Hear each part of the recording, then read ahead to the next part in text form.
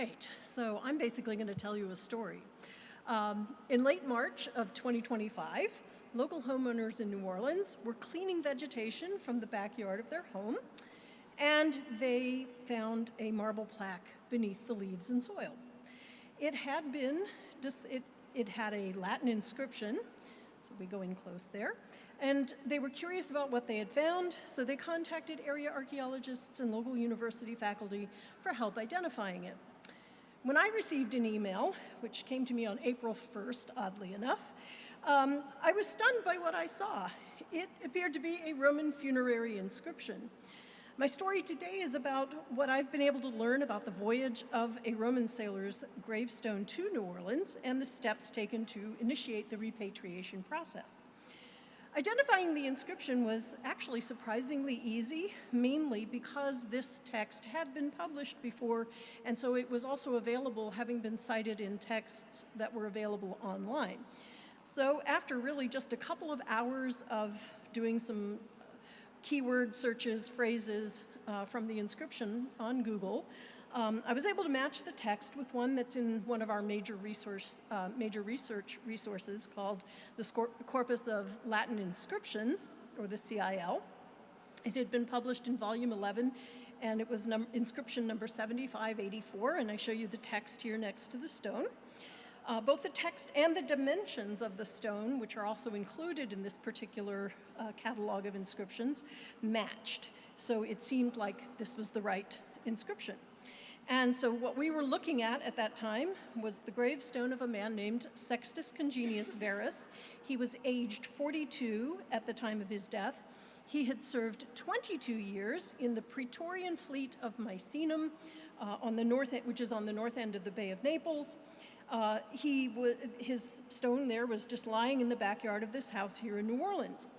But this had originally been found in a place called Centum Cellae, which is modern-day Civitavecchia, the port city, which now functions as the port city for Rome. It's where if you take a Mediterranean cruise and you stop at Rome, you stop at Civitavecchia. And the shipmates of Congenius were the men who set this up for him. Their names were Attilius Carus and Vettius Longinus, and they made this monument for him. So the places I'm talking about here on the map, we have Misenum down in the lower right there.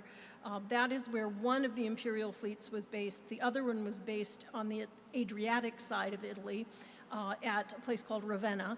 And then you can see where Rome is located, and Civitavecchia was just a bit north. It was a town that was built by the Emperor Trajan. It was a new port that was built around between 100 and 110 AD.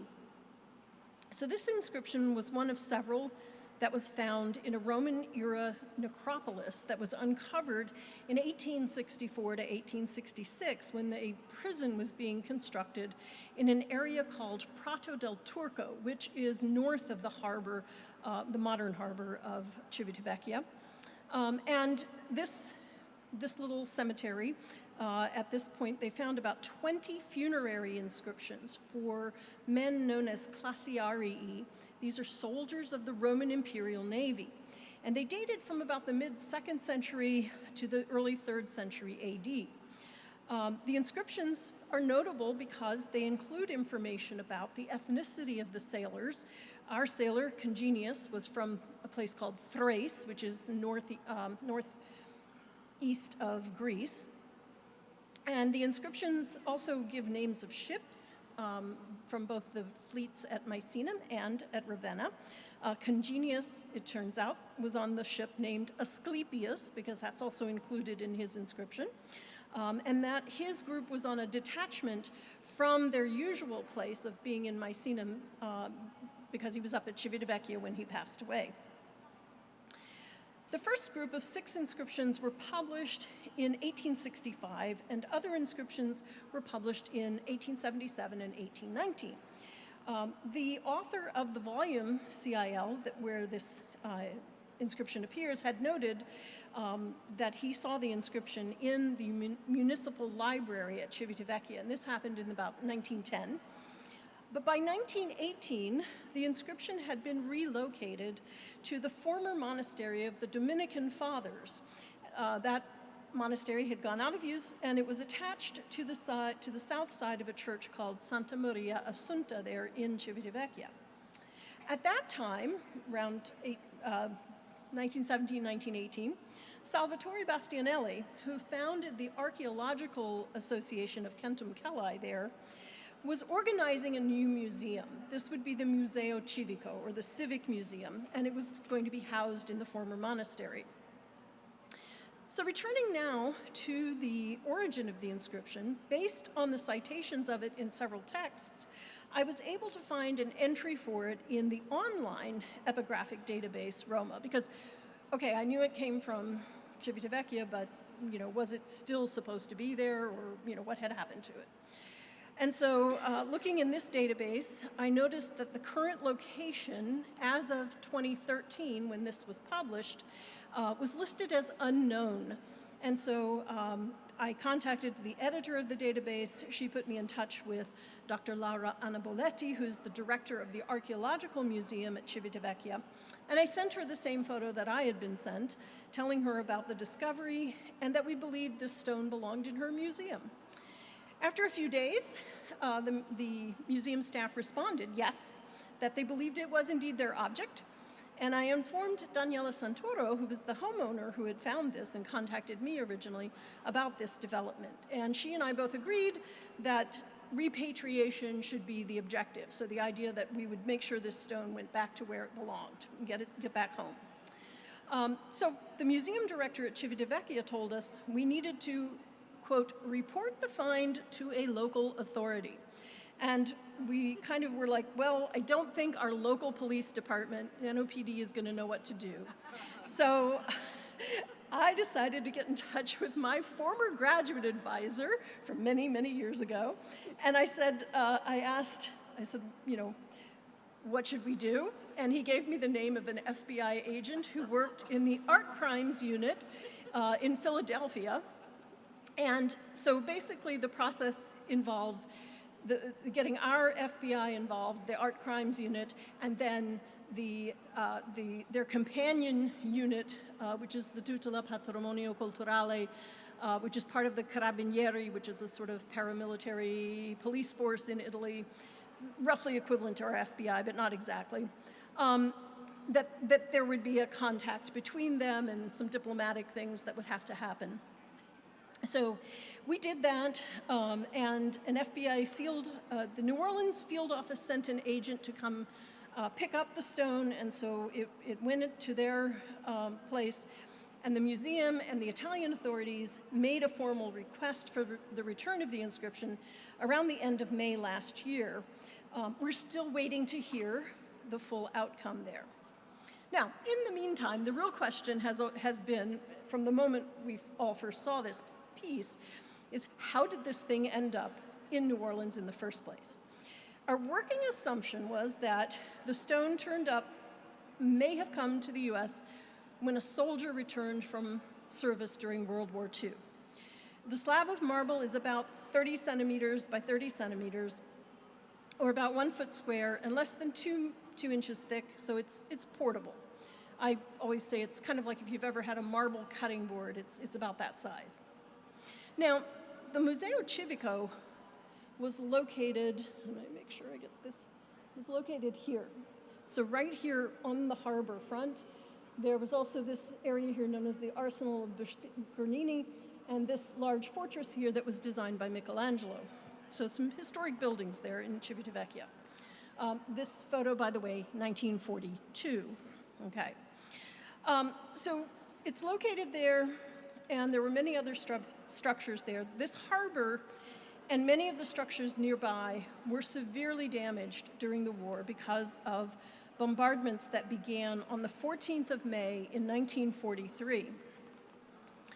At 3:20 p.m. on that day, 46 B-17 Flying Fortress bombers dropped hundreds of 500-pound demolition bombs on the harbor and many other structures and the shipping areas there of Civitavecchia.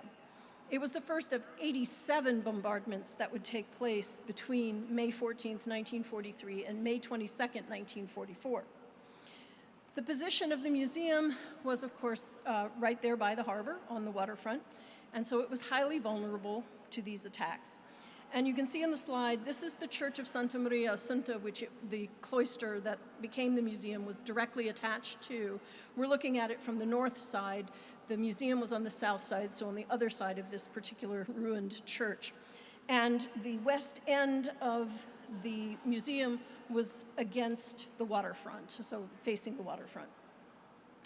According to one of the local historians in Civitavecchia, Salvatore Bastianelli, who was still the director of the museum during the war, he went digging through the rubble after those bombings in May of 1943 and removed as many objects as he could, stored them, and had them taken inland to a site named Terme Taurine, which is another Roman archaeological site, but it's about 4 kilometers inland, so hopefully, to make them safer.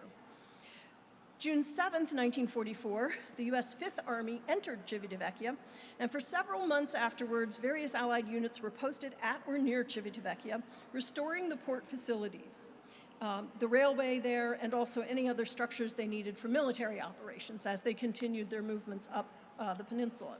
This was only about 3 days after Rome had been liberated. The city of Civitavecchia, however, had been left nearly empty as people fled from the city when those bombings began in 43, and looting was widespread and virtually unchecked for a very long period, even after the arrival of the Allied forces. The status of artifacts, art, and cultural items was confused, to say the least, in the years that followed, even after the conclusion of the war.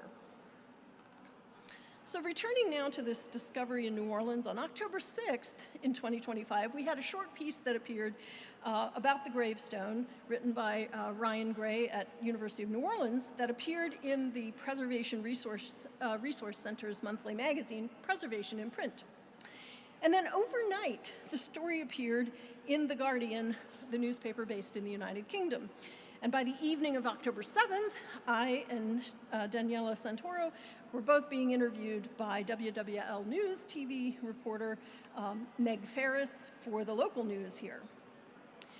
Interestingly, 2 days later, Meg Ferris got in touch with us again. She surprised us. There was a follow-up story where she interviewed a local resident named Erin O'Brien. She had been told about this story, and she looked at it and she got in touch and she said, hey, my grandfather was the one who had that stone. It was in his house, and I got it later on, and I took it with me when I moved to that house, and I put it in the backyard next to a newly planted tree when I first moved into the house, and then I forgot about it. And so about 20 years later, here we were with this stone being found by Daniela and her husband last March. Erin's grandfather was a man named Charles Paddock. He enlisted in the U.S. Army in June of 1942. He became a master sergeant in the Special Service Unit, Special Service Section, which was the one responsible for morale and welfare and recreation. And he was in the Mediterranean theater operation. He seems to have been overseas. We don't have his full career, but he seems to have been overseas for a period from about 1943 to 1947. And according to his family, he was posted first in North Africa and then in Italy. At some point during his time in Italy, he must have acquired the gravestone. We don't know exactly how or where, and that's something we're kind of still working on. But at least with Ms. O'Brien's addition to the story, we now can confirm that original hypothesis that somebody brought this, picked this up while they were in service in Italy and then brought it home with them after World War II was in fact right. We did have that part of the story correct. I am hoping that I will eventually learn more about Mr. Paddock's service during the war. If I can find out what unit of the Special Services section he was in and what their path was during the time, what their history was, it might help. Or we might not fill that gap. We're just not really sure what's going to happen. But the one thing we do hope for certain is that this museum, which is the current National Archaeological Museum at Civitavecchia, will receive the stone again. This is an 18th century customs building. It's not too far from the harbor either, but it is the museum it was the building that was chosen post-war to be rehabilitated into the new museum, because the old museum was demolished after the war. And the gravestone would join a group of other stones that came from this same cemetery there, found back in the 19th century. And so these are stones for other classiarii, other sailors, both from Misenum and Ravenna, who had died and were buried there in Civitavecchia.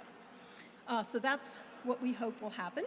And I was able to see these and take this photo last May, in late May last year, when I was able to meet with Laura Annaboletti, who is in the center, who's the head of the museum there, and her colleague Maria Rosa Lucidi, to discuss this repatriation. And on the table with us there is, in this right here, is another one of these stones. And as I've told some other people, one of the reasons we really hope this gets back there and soon is that it's a complete stone. It's very well, it was cared for, it wasn't broken, it didn't get damaged during the war somehow, but other pieces were shattered and are fragmentary. So to have a nice complete one go back to the museum, back with his fellow service members, if you will, in Civitavecchia will be a very fine thing to have happen.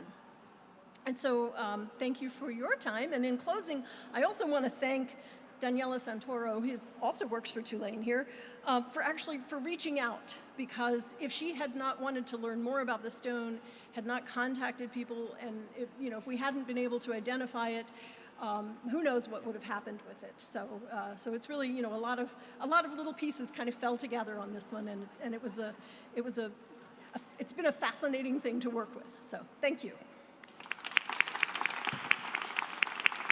Before we start with questions, as a reminder to our poster presenters, we are finishing up with our platform talk, so please be quiet for a couple more minutes. Questions for Susan?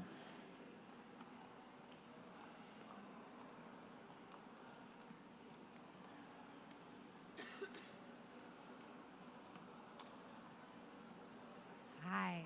I'm wondering if like a neutral organization is holding on to the stone right now, or if it's with the homeowner, The FBI, okay, the last report I had was it's in FBI custody. And then, because I don't know all of the ins and outs of how these procedures work, but I do know that it can take a while, and it works through. There has to be a claim made from Italy, which they have done, and then it takes a while for that to go through a process. And I don't know exactly how long it'll be sitting where, and whether it's still sitting here in New Orleans or if it's moved to another office to be awaiting. A lot of times I've seen from the US at any rate, the repatriation announcements often happen in places like Philadelphia or New York. So, but I don't know, maybe something will happen here. I just, at this point, I have no idea. I'm trying not to bug people, but about every 4 to 6 months, I'm trying to check in with them to see if they have news. So far, no. Other questions for Susan? I have one to wrap us up. Sure. So I lost count of how many people sent me the articles and things about this. Just sort of sparked a larger question, like why do you think Rome and this story in particular just resonated with so many people and continues to resonate with so many people, so many millennia later? That's a really great question. And back when it hit the news in October, I was surprised at how quickly it just went around the globe, basically. I mean, I got interviewed by the BBC as well, so on BBC Radio. And